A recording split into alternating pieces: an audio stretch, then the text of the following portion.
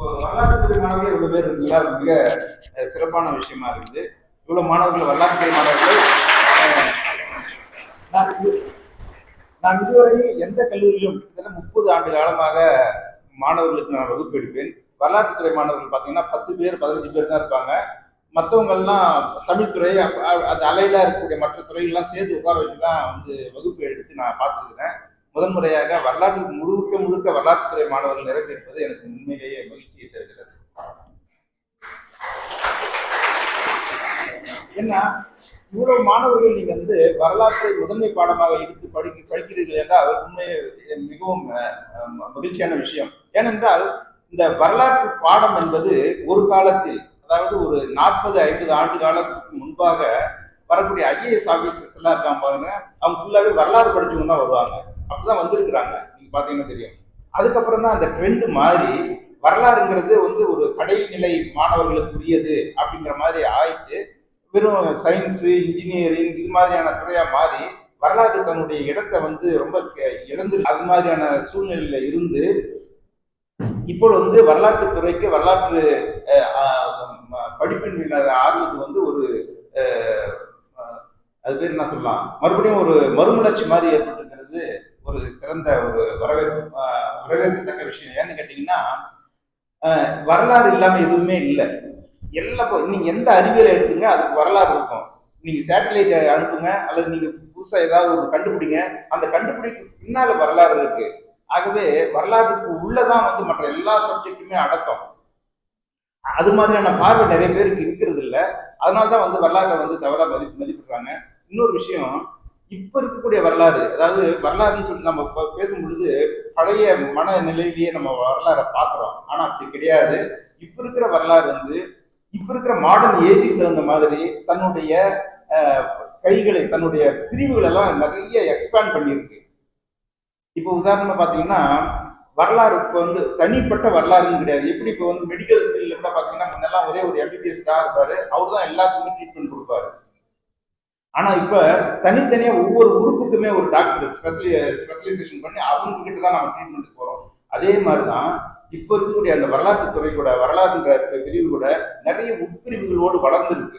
நீங்க அதுல ஏதாவது ஒரு சின்ன ஒரு துறையில ஸ்பெஷலைஸ் பண்ணீங்கன்னா நீங்க எக்ஸ்பர்ட் ஆகலாம். ஒரு அறிமுகம், அப்படிதான் அந்த என்னுடைய பேச்சினுடைய தலைப்பை சொல்லலாம். ஏன்னு கேட்டீங்கன்னா, இப்ப வரலாறுன்றது தமிழோட சம்பந்தப்பட்டது. முதல்ல வரலாறுனா என்னன்னு முதல்ல தெரிஞ்சுக்குவோம். அப்பதான் அதனுடைய எவ்வளவு விரிவா இருக்குன்னு சொல்லி நம்ம தெரிஞ்சுக்க முடியும். வரலாறுனா என்ன? மனிதனை பத்தி படிக்கிறது வரலாறு. மனிதனுடைய பிற்கால நிகழ்ச்சிகளை பத்தி மனிதன் கடந்து வந்த பாதையை திரும்பி பார்ப்பது வரலாறு. அப்படிதானே நீங்க நினைக்கிறீங்க? அதான் உண்மை. ஆனா அப்படி பார்க்கிற பார்வை அப்படி படிக்கிறது வரலாற்று துறை மட்டும் கிடையாது. வெவ்வேறு துறைகள்ல மனிதனுடைய வரலாற்றை படிக்கிறாங்க. அதுல ஒண்ணுதான் மானிடவியல். அது மிகப்பெரிய சப்ஜெக்ட். மானிடவியல் யாராவது கேள்விப்பட்டீங்களா? மானிடவியல், ஆந்த்ரோபாலஜி அப்படின்னு சொல்லுவாங்க. அமெரிக்காவில் போனீங்கன்னா அங்க ஆர்கியாலஜின்ற வார்த்தை யூஸ் பண்ண மாட்டாங்க. ஆந்த்ரோபாலஜி தான் பெரிய சப்ஜெக்டா இருக்கும். அதனுடைய கிளை படிப்பு தான். அதுல ஒரு சப்ஜெக்ட் தான் ஆர்கியாலஜி. அதுல ஒரு சப்ஜெக்ட் தான் ப்ரீ ஹிஸ்டரி. அதுல ஒரு சப்ஜெக்ட் தான் ஹிஸ்டரி. ஹிஸ்டரின்றது தனியாவே ஒரு படிப்பு கிடையாது. ஆந்த்ரோபாலஜி தான் பெரிய. ஆந்த்ரோபாலஜி தான் மானிடவியல். மனிதனுடைய வரலாற்று, மனிதனை பத்தி படிக்கிறது. மனிதனை பத்தி படிக்கிறதுல 2 பிரிவு இருக்கு. ஒண்ணு, அவன் கடந்து வந்த பாதைகள், கல்ச்சுரல் ஆந்த்ரோபாலஜின்னு சொல்லுவாங்க. அவன் என்னென்ன விஷயங்கள் எல்லாம் கடந்து வந்திருக்கிறான்றது. இன்னொன்னு பிசிக்கல் ஆந்த்ரோபாலஜி. பிசிக்கல் ஆந்த்ரோபாலஜின்னா புரியுதுங்களா உங்களுக்கு? அதாவது இப்ப நம்ம எல்லாம் மனிதர்கள்லாம் இருக்கோம் இல்லையா? உலகம் முழுக்க மனிதர்கள் இருக்கோம். நம்ம எல்லாருமே மனிதர்கள் சொன்னா கூட நமக்கு ரேஸ் இருக்கு. ரேஸ்ன்னு கேள்விப்பட்டீங்களா? இனங்கள், மனித இனங்கள்லயே உட்பிரிவுகள்லாம் இருக்கு. நம்மள மாதிரி சைனாக்காரன் இல்லை, நம்மள மாதிரி ஆப்பிரிக்காக்காரன் இல்லை, நம்மள மாதிரி இவன் கிடையாது, இங்கிலாந்துக்காரன் இல்லை. இதுக்கெல்லாம் ஒவ்வொரு பேர் இருக்கு. நமக்கெல்லாம் என்ன பேர் தெரியுங்களா? நம்முடைய ரேஸுக்கு பேரு, இந்தியர்களுக்கு பேரு, அது குறிப்பா தென்னிந்தியர்களுக்கு பேர் புரோட்டோ ஆஸ்ட்ரலாய்டு, ஆப்பிரிக்காக்காரனுக்கு நீக்ராய்டு, அதே மாதிரி சீனாக்காரனுக்கு மங்களாய்டு. புரியுதா? அதே மாதிரி இப்ப இங்கிலாந்துக்கு இப்ப வெள்ளக்காரங்க சொல்ற பாருங்க, அவங்களுக்கெல்லாம் பேர் மெடிட்டரேனியன். அப்படின்னு சொல்லி ஒரு ஒரு பேர் இருக்கு, ஒரு ரேஸ்க்கு ஒரு ஒரு பேர் இருக்கு. இதை பத்தி எல்லாம் படிக்கிற படிப்பு இருக்கு பாருங்க, அதான் பிசிக்கல் ஆந்த்ரோபாலஜி. எங்கெங்க இருந்தெல்லாம் வந்தாங்க. இப்போ இதுதான் வந்து ஒரு ஒரு ஒட்டுமொத்தமான மேலிருந்து பார்க்கும் பொழுது வரலாறுன்றது தான்.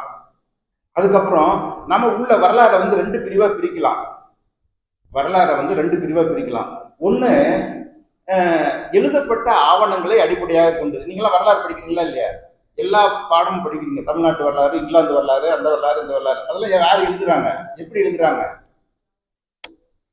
வரலாறு நீங்க படிக்கிற புத்தகத்தை எப்படி எழுதுகிறார்கள்? யார் எழுதுகிறார்கள்? யாராவது சொல்லுங்க பாக்கலாம், எப்படி எழுதியிருப்பாங்க? ஆராய்ச்சி பண்ணியா? இல்ல புக்கு படிக்கிறவங்கம்மா, இலக்கியங்கள் படிக்கலாம். இலக்கியங்களுக்கு ஒன்றும் பிரச்சனை கிடையாது. யாராவது ஒரு ஆத்தர் இருப்பாரு, அவர் எழுதுவாரு, அவ்வளவுதான். ஜெயகாந்தன் எழுதுறாருன்னா அவர் புக்கு அது. இப்போ ஹிஸ்டரி ஆஃப் இங்கிலாந்து அல்லது ஹிஸ்டரி ஆஃப் ஜப்பான் ஏதோ ஒன்று படிக்கிறீங்க, அல்லது ஹிஸ்டரி ஆஃப் நார்த் இந்தியா அப்படின்னு படிக்கிறீங்க. அது எப்படி எழுதுறாங்க?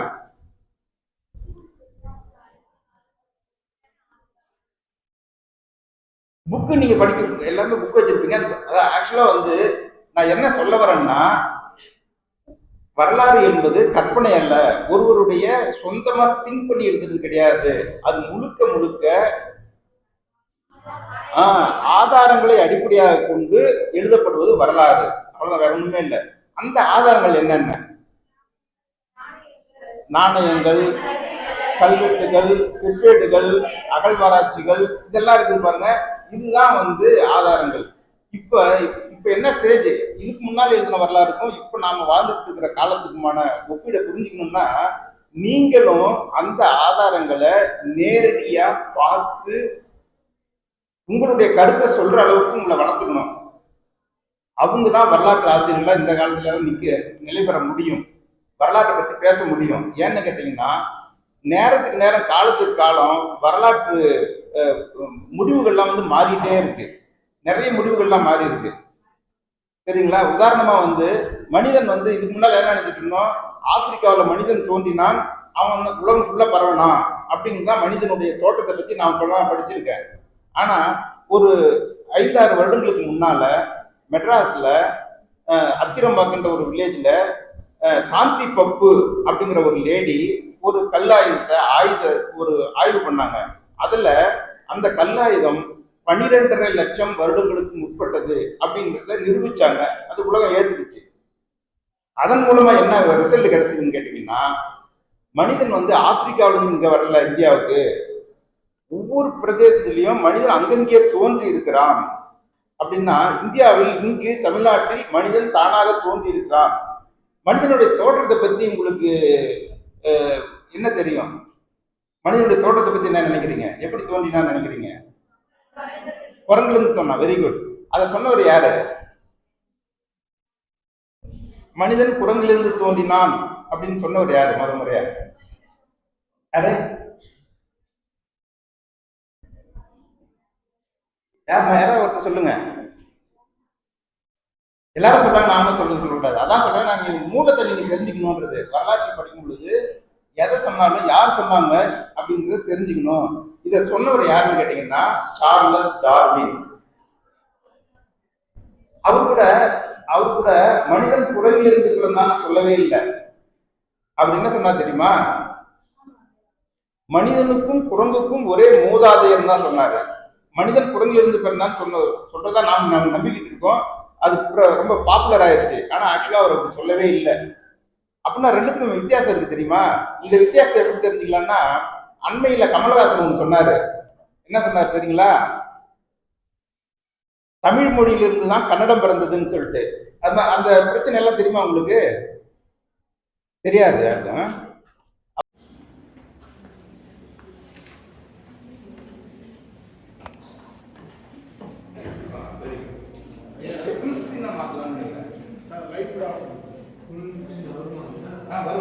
ஃபுல் ஸ்க்ரீன் இல்லை, இன்னும் பெருசா அப்படி பண்ணி வந்து கையில் பண்ணி அவ்வளோதானா?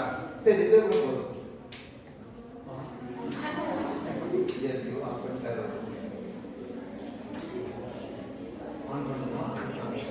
இல்லை இல்லை, அங்கே ஆப்ஷன் அங்கதான் பண்ண முடியும்.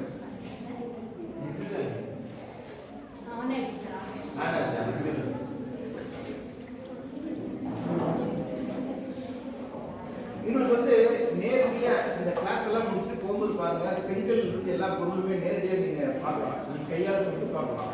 இது மாதிரியான பொருள் தான் அப்படின்றது பொருட்களே நாங்கள் இருக்கிறோம். கொண்டு வர முடியாத சில பொருட்கள்லாம் இருக்கிறாங்க.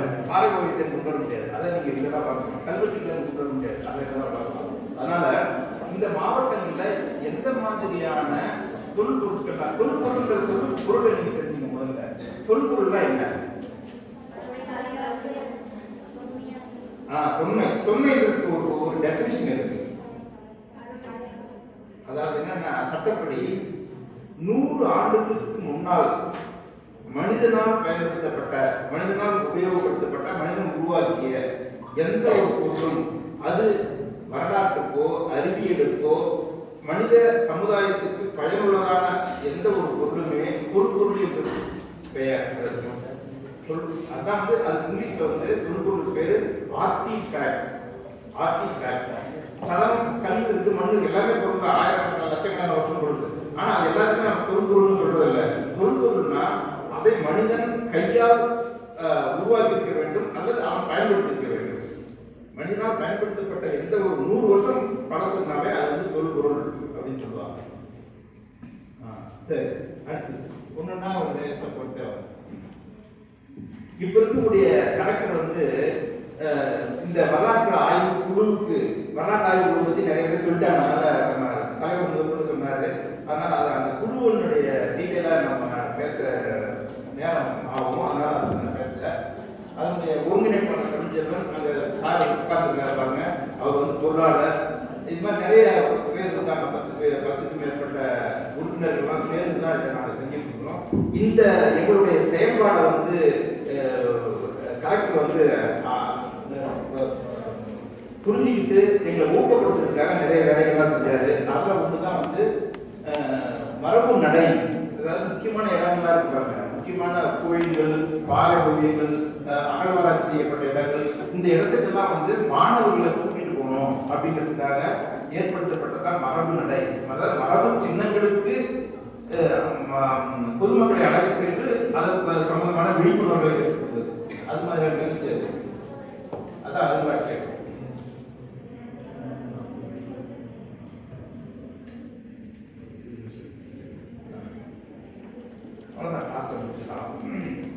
இங்க பாருங்க, கலந்துரையாடல். நாங்க ஒரு விஷயத்தை கண்டுபிடிச்ச உடனே என்ன பண்ணுவோம்னா, அதை பொதுமக்களை பரப்புறதுக்காக சில விஷயங்களை ஒரு உதாரணமா ஜல்லிக்கட்டு, ஒரு பாறை ஓவியம் கிடைக்குது.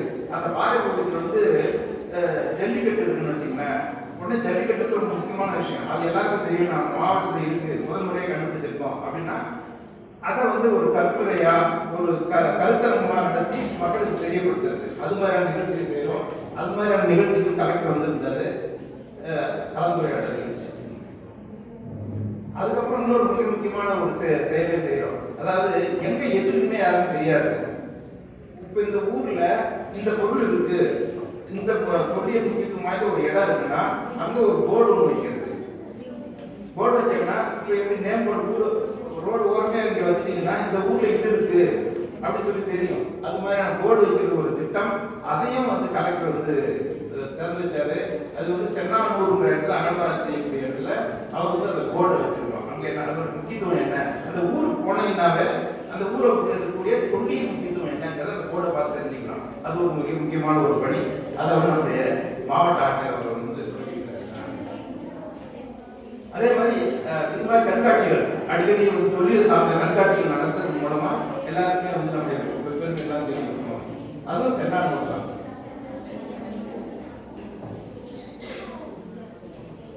இப்ப நான் ஏற்கனவே சொன்ன பாருங்க, அந்த விஷயத்தை தான் நான் போர்டில் போட்டுக்கிறேன்.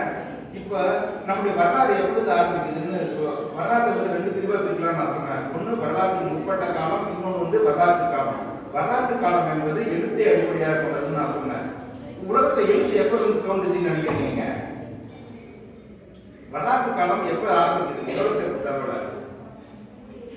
அதாவது வரலாற்று காலம் ஒவ்வொரு பகுதிக்கும் மாறுபடும். தமிழ்நாட்டில் ஒன்று இருக்கும் வரலாற்று காலம், இந்திய அளவில் ஒன்று இருக்கும், உலக அளவில் ஒன்று இருக்கு.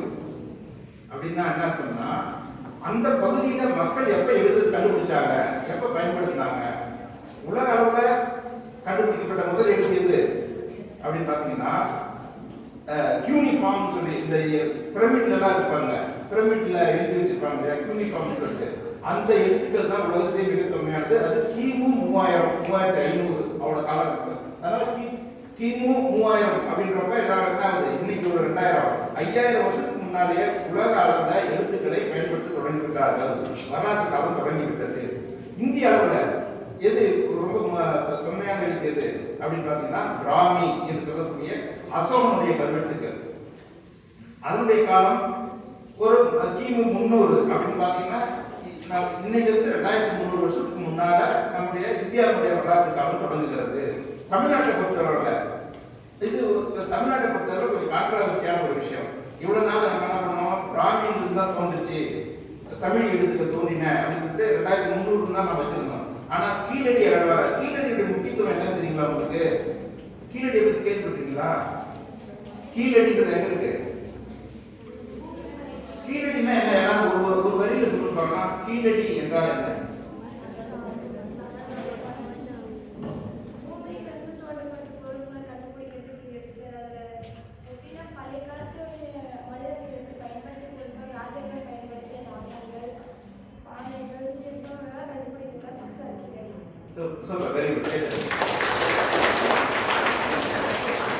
வரலாற்று மாணவர்களுக்கு வந்து அகழ்வாராய்ச்சின்னா என்னன்னு தெரியும். இப்ப கரண்ட் அஃபேர்ஸ் மாதிரி இப்ப என்ன தமிழ்நாட்டில் நடந்துட்டு இருக்குன்னு தெரியணும்னு ஆசைப்பட்டேன். கரெக்டா தான் சொல்றாங்க. சரிங்களா? கீழடி என்பது மிக முக்கியமானது. இப்போ மிக பிரபலமான ஒரு அகழ்வாய்வு தளம். அவ்வளவுதான்.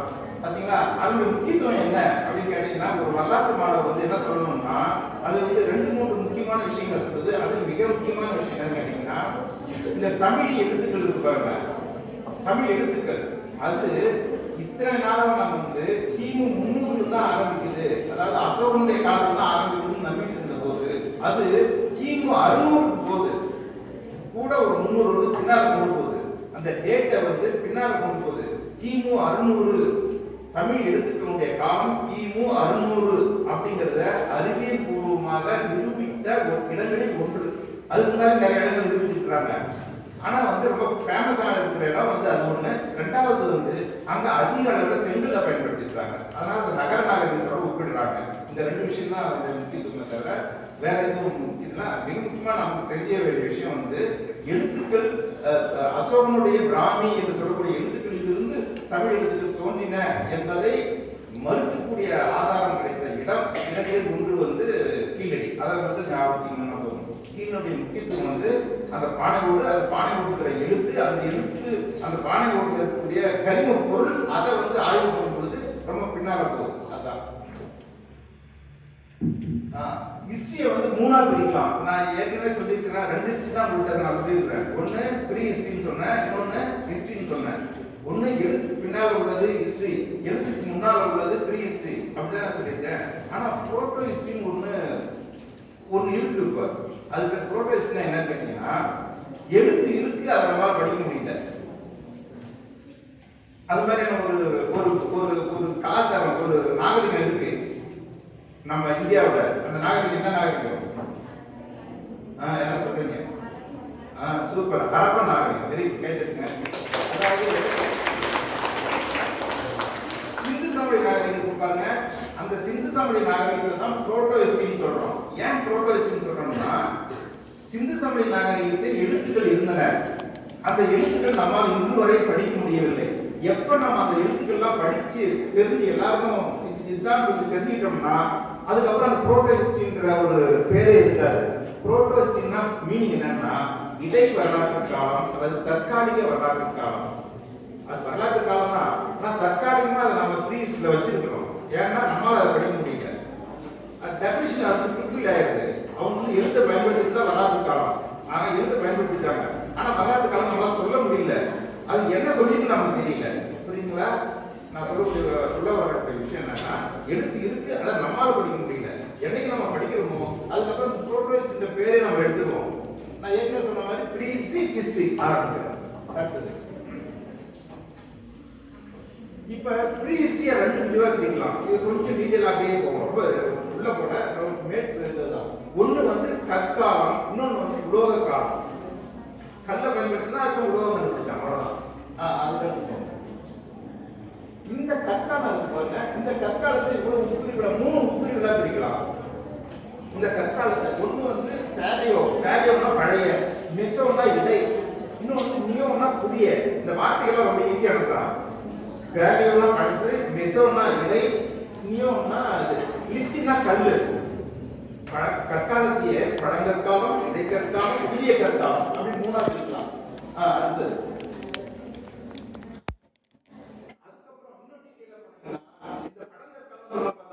அதான் 3ஆ பிரிக்கிறாங்க. காரணம் வந்து என்னன்னு கேட்டீங்கன்னா, ரொம்ப லாங் பீரியட், லட்சக்கணக்கான வருஷம் அதுலயே வாழ்ந்துருக்கான் மனுஷன்.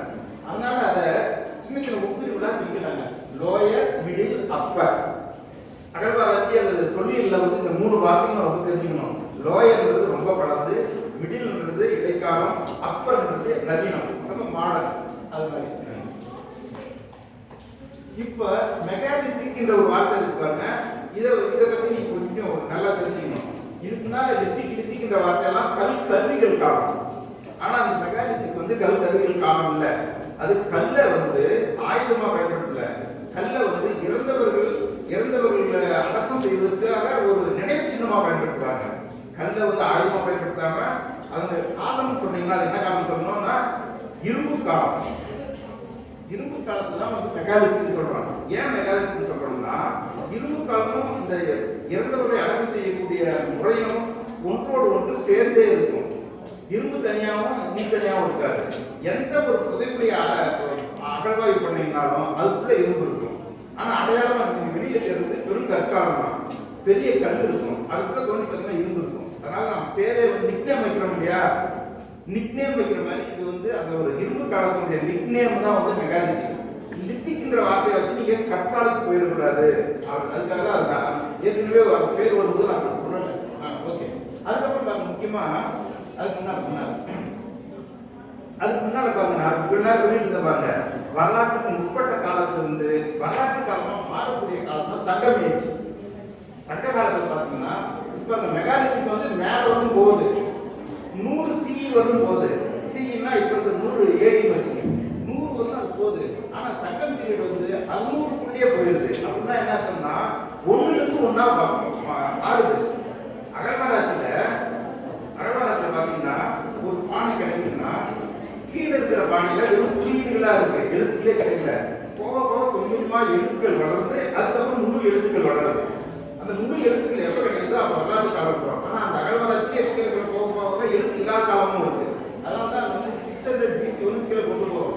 இது வந்து மெகாலித்திக் வந்து மேல வருது. அப்படின்னா என்ன அர்த்தம்னா இந்த இரும்பு கால கலாச்சாரமானது சங்கம் பீரியட்ல கூட இருக்கு. அதனாலதான் சங்க பாடல்கள் இருப்பாங்க, அதுல இறந்தவர்களை பத்தி நிறைய குறிப்புகள்லாம் இருக்கு. முதுமக்கள் தாழ்கின்ற வார்த்தையே வந்து சங்கத்துல சங்க பாடல்கள் தான் இருக்கு. அதே மாதிரி கற்பதுக்கை இந்த வார்த்தை வந்து சங்க பாடல்கள் இருக்கு. அப்படின்னா என்ன, சங்க பாடல்கள் வந்து ஒரு வரலாற்று காலம். ஆனா கற்பதுக்கைன்றது மெகாலித்திக் ப்ரீ ஹிஸ்டாரிக் எச்சங்கள் எல்லாம் தொகுத்து வைக்கப்பட்டிருக்கக்கூடிய ஒரு இடம் தான் வந்து சங்க பாடல்கள். அதாவது வரலாற்று முற்பட்ட காலத்திலிருந்து வரலாற்று காலமாக மாறக்கூடிய சான்றுகளை உள்ளடக்கிறது தான் அந்த காலம், ரொம்ப முக்கியமான காலம். அதுக்கப்புறம் இங்க ஒரு டூல்ஸ் எப்படி இருக்கும், ஒரு காலத்துக்கு நான் சொல்லுவாங்க, ஒரு கருவிகள்லாம் எப்படி இருக்கும். கீழே இருக்கு பாருங்க, அது கல் வந்து 2-3 இடத்துல தான் உடைச்சிருப்பாங்க. அதை பத்தி நான் அது தனியாக ஒரு கிளாஸே எடுக்கலாம், அதை பத்தி நான் சொல்லல. பெரிய பெரிய கல்லா இருக்கும், அந்த குவார்ட்சைட் மேக்னே பேர், குவார்ட்சைட்ன்ற ஒரு மூலக்கல்லை பயன்படுத்திருப்பான். அதுக்கப்புறம் வந்து பிளேட் மாதிரியான பொருளை பயன்படுத்திருப்பான். கடைசியில் இருக்கு பாருங்க நியோலித்திக், அதுதான் வந்து நமக்கு கிருஷ்ணகிரி மாவட்டத்தில் அதிகமாக கிடைக்கக்கூடிய கல் ஆயுதம் எதுன்னு கேட்டீங்கன்னா நியோலித்திக் பாலிஷ் ஹேண்ட். புதிய கற்கால கை கோடரின்னு பேர். அது எதுக்காக பயன்படுத்துவாங்கன்னா மரம் வெட்டுறதுக்கு அல்லது ஆடு மாடை வெட்டி தோலை உரிக்கிறதுக்கு, ஏர் ஓட்டுறதுக்கு மெயினா. இப்ப ஏர் ஓட்டுறோம் இல்லையா, கலப்பை வச்சு ஒரு ஏர் ஓட்டுறோம் இல்லையா, கீழே இருக்கக்கூடிய ஏர் முனை இருக்கு பாருங்க, கொடு முனை. அந்த முனை இரும்பு கண்டுபிடிக்கிறதுக்கு முன்னாடி எடை வச்சு ஓட்டினாங்கன்னா இந்த நியோலித்திக் ஹேண்ட் ஆக்சலுக்கு தான் ஓட்டணும். அதனால மனிதக்குள்ள வரலாற்றினுடைய புரட்சி காலம் அப்படின்னு சொல்லணும்னா அது புதிய கற்காலம் தான். காரணம் வந்து என்னன்னா அதுக்கு முன்னால வரைக்கும் மனிதன் உணவு வேட்டையாடி, அதாவது உணவு எங்க இருக்கோ அங்க போயிட்டு இருந்தான், ஆடோடியாக இருந்தான். அதுக்கப்புறம் தான் அந்த புதிய கற்காலத்துல என்ன பண்றாங்கன்னா உணவை தானே உற்பத்தி செஞ்சுக்கிறான், விவசாயம் பண்றான். அவன் சில ஆடு மாடுகள்லாம் தான் இருக்கிற இடத்துல வளர்க்க ஆரம்பிக்கிறான். Domestication of animals and domestication of plants, இந்த ரெண்டுத்தையும் கண்டுபிடிக்கிற ஒரு காலம் இதுன்னா புதிய கற்காலம். அதுதான் வந்து மனித குல வரலாற்றினுடைய ஒரு புரட்சி காலம். ஆடோடியா இருந்தவன் ஒரே இடத்துல தங்குறான். ஒரே இடத்துல தங்கினதுக்கு அப்புறம் தான் எல்லாமே மாறுது. அவன் கலை வளருது, கற்பனை வளருது, ஆர்ட் வளருது, இந்த பல விஷயங்கள்லாம் வளர்றதுக்கான இதை கண்டுபிடிக்கிறான், பானைகளை கண்டுபிடிக்கிறான், கிராமமாகுது, குடும்பம் உருவாகுது, வீடு கட்டுறான், பல விஷயங்கள் உருவாக காரணமாக இருந்த காலம் வந்து புதிய கற்காலம். இப்ப ஒரு இந்த மெகாலித்திக்னு சொல்ற மாதிரி பிராக்கெட்ல அயன் ஏஜ்னு போட்டிருக்காங்க, இரும்பு காலம். அதுல என்னென்ன இருக்கும் அப்படின்னு பாத்தீங்கன்னா, பெரிய பெரிய கல்லை வச்சு வீடு கட்டி, அதாவது நினைவு கட்டி கொடுப்பாங்க. அதுக்கப்புறம் அதுக்குள்ள தோண்டி பார்த்தீங்கன்னா இரும்பு பொருட்கள்லாம் கிடைக்கும், வால், கத்தி காடைகள்லாம் கிடைக்கும். அதுக்கப்புறம் கருப்பு, மிக முக்கியமாக கருப்பு சிவப்பு பானை ஓடு, அதை நாங்கள் இங்கே இதுலேயும் காட்டுறேன், நேரடியாக நான் கொண்டு வந்திருக்கேன், அதை பாருங்க. அது ஒரு பக்கம் கருப்பாக்கும், இன்னொரு பக்கம் சிவப்பாக்கும், ஒரே பானை டபுள் கலராக இருக்கும். அது மாதிரியான பானை ஓடு எங்கேயாவது ஊரில் கிடைச்சதுன்னா அது 2000 வருஷம் பழமையானது, நீ கண்ணை மூடி சொல்லிடலாம். உங்க ஊர்ல எங்கேயாவது பயிர்கள்ல ஓடு எடுக்கிறீங்க, அது ரொம்ப பளபளப்பா இருக்கு, வெள்ளிசா இருக்கு, அப்படின்னா மெட்டாலிக் சவுண்ட் கிடைக்குது, ஒரு பக்கம் கருப்பா இருக்கு, இன்னொரு பக்கம் சிவப்பா இருக்கு அப்படின்னா அது 2000 வருஷம் பழமையான சங்க காலத்து ஓடுகள் அப்படின்னு சொல்லி சொல்லலாம். அதுக்கப்புறம் ராக் பெயிண்டிங், அது பக்கத்துல வந்து மலை இருக்குன்னா அந்த மலையில வந்து பாறை ஓவியங்களும் இருக்கும். இதுதான் வந்து அந்த மெக்கானிக். இதுதான் இப்போ என்ன கல்லாய்வு சொன்னாங்க, அது ஒவ்வொரு காலகட்டத்தில் எப்படி இருந்தது, இது நம்ம ஊர்ல கிடைக்காது, தெரிஞ்சுக்கிட்டாங்க, அதை காட்டிக்கிறேன். அடுத்தது இது அதே பாருங்க, இதுக்கு முன்னாடி இந்த கல்லை விட கொஞ்சம் சொபிஸ்டிகேட்டடா இருக்கும். எப்பயுமே ஒரு பொருள் கண்டுபிடிக்கிறப்ப டிவி எல்லாம் பார்த்தீங்கன்னா அந்த செல் இதுதான் இருக்குங்க, முதல்ல கண்டுபிடிக்கிறப்ப பெருசா இருக்கும், ரொம்ப இதா இருக்கும், போக போக ரொம்ப சின்னதா போயிட்டே இருக்கும். அதே மாதிரிதான் கருத்து அறிவியல் கூட, முதல்ல பெருசா இருக்கும், போக போக சின்னதா இருக்கும். அதுக்கப்புறம் நம்பர் கருத்து இன்னும் சின்னதா போயிடுச்சு. அப்புறம் மைக்ரோன்ற பேரே வந்துருச்சு, சின்ன கருவிகளா இருக்கு. அடுத்தது இதுதான் வந்து நம்ம நியோலித்திக். இது வந்து மயிலாடும் பாருங்க, நம்ம பேசியது பாருங்க. இது வந்து ஒரு வகையான அடக்குமுறை. இப்போ 4 பக்கம் 4 கல் வச்சிருக்காங்க, தெரிஞ்ச 4 பக்கம் 4 கல், பெட்டி மாதிரி கல். உள்ளுக்குள்ள என்ன பண்ணிருக்காங்கன்னா ஒரு டெரகோட்டானா களிமண் தொட்டி, களிமண் பாக்ஸ். இப்போ எப்படி மரத்துல பாக்ஸ் செய்யணுமா இல்லையா, மரத்துல பாக்ஸ் செஞ்சு அதுக்குள்ள வைக்கிற மாதிரி களிமண்ணிலேயே ஒரு பாக்ஸ் செஞ்சு அதுக்குள்ள இறந்தவங்களை வச்சு வச்சிருக்கிறாங்க. அதுக்குள்ள ஈம பொருட்கள்லாம் இருக்கும், அவங்க பயன்படுற பொருட்கள்லாம் அதை வச்சு வச்சிருப்பாங்க. அதுக்கு தனியாக கிளாஸ் இருக்கலாம், நம்ம ஒட்டுமொத்தமா சொல்லியிருக்கேன். இது அகழ்வாராய்ச்சி பண்ண ஒரு இடம், அதுதான் இதுல மயிலாடுதுறை ஒரு இது அகழ்வாராய்ச்சி தலம். கருப்பு சிவப்பான ஒரு அதை காட்டலாம். வெளிப்பக்கம் கருப்பா இருக்கும், உள்பக்கம் பார்த்தீங்கன்னா சிவப்பா இருக்கும். அது இன்னும் அடுத்து என்ன பார்க்கலாம். அங்கே பாருங்க இரும்பு பொருளும் கிடைச்சிருக்கு, இரும்பு வால் தான் கிடைச்சிருக்கு. அதை ஒரு மண் போட்டு மூடி வச்சுட்டாங்க இல்லையா, அது ஏன் மூடி வச்சுட்டாங்கன்னா அதுக்குள்ள இருக்கிற பொருள் வந்து வெளியில எடுத்துட்டீங்கன்னா டேட் பண்ண முடியாது. அதனால மூடி அந்த பொருளோட அப்படியே கொண்டு போனாதான் வந்து டேட் பண்ண முடியாது.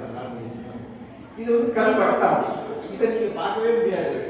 டேம்ல தண்ணி இருக்கு பார்த்தீங்கன்னா, நீங்க இப்போ டேம் இது ஒரு 4 வருஷத்துக்கு முன்னால டேம்ல தண்ணி வந்துச்சு சுத்தமா, அப்ப நாங்களாம் போய் எடுத்த கல் வட்டம் பேரு. இது ஒரு வகையான மெக்கானிக் பரீட் சிஸ்டம். இது ரொம்ப ஃபேமஸானது மல்லசந்திரம். யாராவது போய் பார்த்துருக்கீங்களா மல்லசந்திரம் இடத்துல? மல்லசந்திரம் யாராவது தெரியுமா? யாருமே கூப்பிட முடியாது, நிறைய பேர் பார்த்துருக்கீங்க வார்த்தைகள். அதாவது என்ன சொல்லுவாங்க, பாண்டவர் வீடுவாங்க, பாண்டியர் வீடுவாங்க, குள்ள மனிதர்கள் வாங்க, என்னென்னவோ பேர் வைப்பாங்க. ஆனா அது எதுவாக இருந்தாலும் இறந்தவர்களின் நினைவாக எழுப்பப்பட்ட நினைவு சின்னம். அது 2000 ஆண்டுகளுக்கு முன்பு இறந்தோரின் நினைவாக எழுப்பப்பட்ட நினைவு சின்னத்துக்கு பேரு டால்மன். இங்கிலீஷ்ல டால்மன், தமிழ்ல வந்து கல்திட்டை அப்படின்வாங்க. இதனுடைய முன்னோடி கல்திட்டை வந்து நல்ல அழகா சதுரம் மணியெல்லாம் வைக்கணுன்ற அவசியம் கிடையாது. சும்மா ஒரு 4 கல்லை தூக்கி அதுக்காக ஒரு பெரிய பாராங்க வச்சிங்கன்னாவே அதுவும் கல்திட்டை தான், டால்மன் தான். ஸ்டோன் சர்க்கிள் இருக்குது, அதே தான் சொன்ன அதே விஷயம். இது ஒன்று மிக முக்கியமான இன்னொரு விஷயம், மெமரின்னுவாங்க. இப்போ நம்ம இறந்தவங்க அடக்கம் பண்ணிட்டு அவங்க தலைமாட்டில் ஒரு கல் வைக்கிறது இல்லைங்களா, அதனுடைய தொடர்ச்சி இது, அதனுடைய துவக்க காலம் இது. இப்போ வந்து பெரிய கல் 12 அடி 15 அடி உயரத்துல கல்லை வந்து நட்டு வச்சிருப்பாங்க. சுத்தி கல் இருக்கலாம், என்ன இருக்கலாம். ஆனா இறந்தவர்கள் நினைவாக கல்லை எழுப்புவதனுடைய தொடக்க காலம் மென்னியம் என்பது தமிழ்ல வந்து குத்துக்கல் அப்படின்னு சொல்லி சொல்லுவோம். நம்ம இதுல வந்து சாமந்த மலைன்னு ஒரு இடம் இருக்கு. சாமந்த மலை கேள்விப்பட்டீங்களா? சாமந்த மலையில மிகப்பெரிய சைஸ்ல ஒரு கல் இருக்கு. நிறைய தமிழ்நாட்டில் பல இடங்கள்ல அது குத்துக்கல் தான். இதுதான் வந்து எங்கேயுமே இருக்கக்கூடிய இதுதான் வந்து முதுமக்கள் தாழி இறந்தவர்களை அடக்கம் செய்வதற்காக பெரிய பானை செஞ்சு அதுக்குள்ள ஆக்சுவலா அது வந்து முழு பாடியும் கிடைக்காது நமக்கு.